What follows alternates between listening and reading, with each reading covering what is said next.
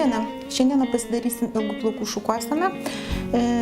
Reikalinga bus gumelės, nedidelės plonos, žvilgesys ir taip pat lakas, taip pat šukos ir švari galvytė.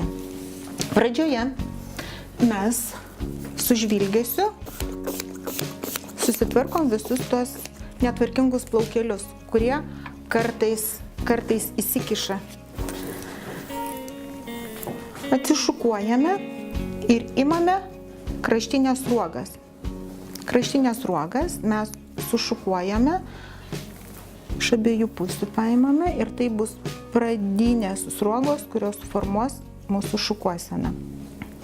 Surišam su gumele plona, neimant tų plaukų pakaušio zonoje, kurie yra.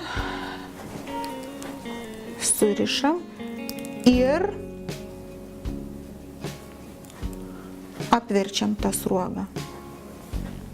Sekančias sruogas imsim iš šono ir jas gražiai perkišime. Iš vienos pusės, tiek iš kitos pusės. Atsargiai, nesudarkant pakaušio zonos. Jas labai lengvai pakoreguojame. Toliau sekančiai imame sruogą. Vėl perkišame, vėl laisvai pakoreguojame. Toliau imame vėl iš kraštų sruogas, iš vienos pusės ir iš kitos pusės ir mes jas vėl su gumite užtvirtiname, surišame. Labai lengvai padarome šukuoseną.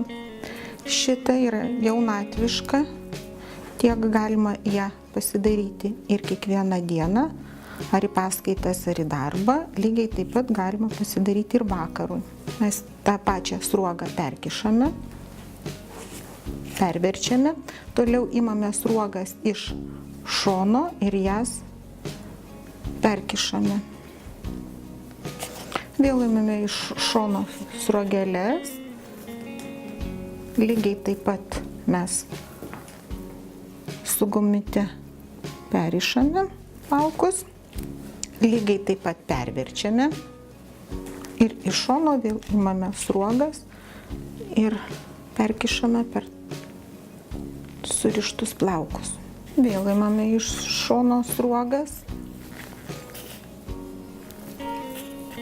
vėl jas surišame, lygiai taip pat perverčiame, taip pat imame sruogas iš šono ir perkišame per tas sruogas, surištas,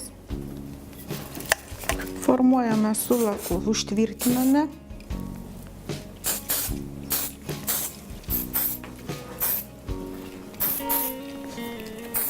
kur reikia daugiau patraukiame, dar galime mes sutvirtinti ir su segtukais. Mes galime kartoti iki galo, galime palikti laisvus galus, jos galima susukti su žnyplėmis. Taip pat mes galime lygiai taip pat užsukti ant pirščiuko ir užtvirtinti apačioje. Tai bus dar vienas variantas kodelis. Mes paliksime palaidus, jaunatviškiau atrodo.